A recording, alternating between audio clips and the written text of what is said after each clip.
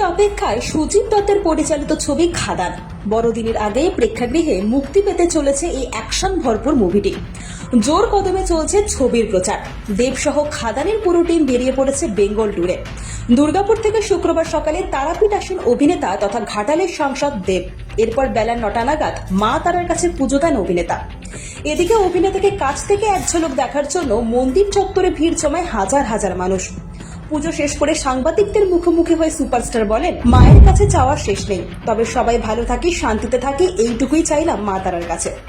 বাংলাদেশ নিয়ে অভিনেতাকে প্রশ্ন করা হলে তিনি বলেন, মায়ের মন্দিরে এইসব নিয়ে আলোচনা করতে চাই না।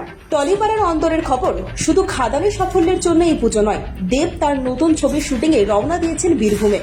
মনে করা হচ্ছে ধ্রুব বন্দ্যোপাধ্যায়ের পরিচালিত ছবি রঘু ডাকাতের জন্যই এই মুহূর্তে তিনি বীরভূমে রয়েছেন, যদিও এই বিষয়ে অভিনেতা স্পষ্টভাবে কিছু জানায়নি। ব্যুরো রিপোর্ট, আজ বাংলা।